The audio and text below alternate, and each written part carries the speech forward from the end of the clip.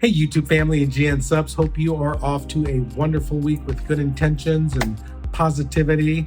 I certainly am, and I have updates for you.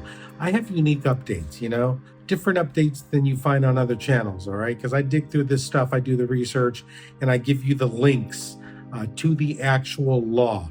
So check it out. We got a lot to get to today, so let's get at it.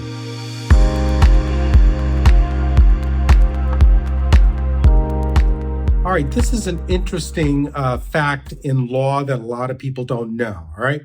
So when a beneficiary has a conditional resident card, the question is, can he or she apply for their child? Let's say you get the conditional green card through marriage, right? So you have 2 years. At the end of 2 years, you have to file the I-751 to remove the condition and get the permanent green card. A lot of people think you have to wait until you get the permanent green card until you can apply for your kids. That is not the case.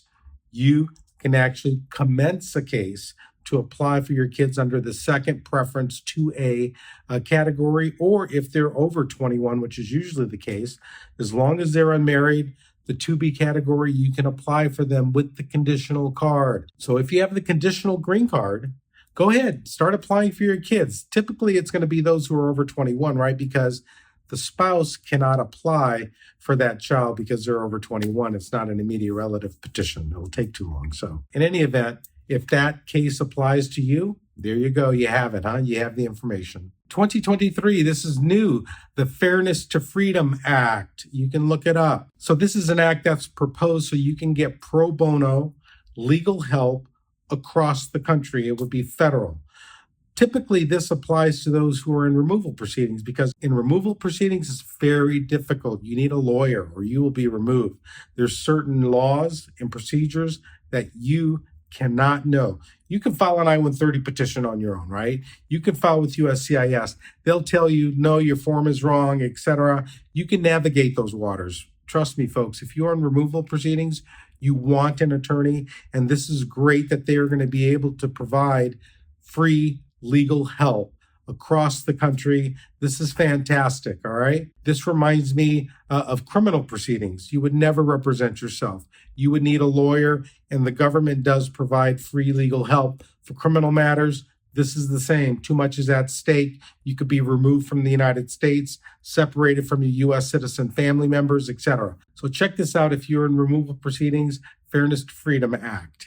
All right, another bit of good news. So this is automatic citizenship for adopted children.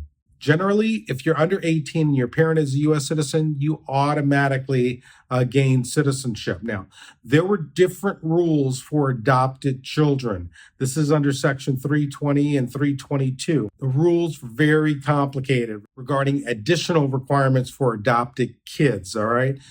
What I've done is I've put a link in the description box below, both for USCIS's website for the law. You can get a general feel of what it is for automatic citizenship for adopted children. And I put also currently April 23rd, 2023, new policy in the policy manual. I put a link in the description box here. It tells you the new policy. Adopted children are basically treated like normal children, okay? There's new rules with respect to when, the adoption was finalized, etc. It's all in this policy manual, but it makes the rules a lot easier for adopted kids. I've done these cases before, and boy, I tell you, some of them are really, really tricky under these sections and impossible to navigate. This makes it simple, folks. This is great. All right, so south of the border, Title 42 is being lifted on May 11th, 2023. There are an estimated 13,000 immigrants that are going to be coming to the south of the border claiming asylum. So what they've done is they've hired tons of asylum officers to do what's called a credible fear determination. So these are seasoned, officers, not CBP officers that really don't know the asylum rules and the laws. And so hopefully it's going to be streamlined, but we anticipate a major influx at the border.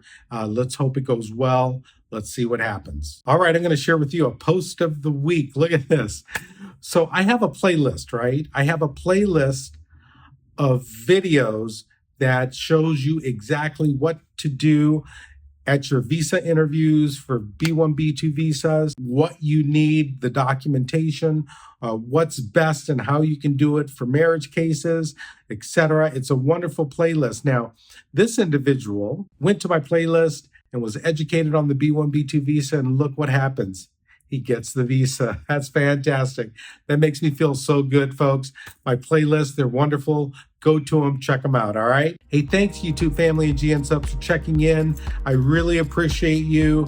If you're new to the channel, click below, like and subscribe. Post a question in the comments section. If you're a GN Sub, I answer all of your questions, all right? Thanks again, and we'll see you next time.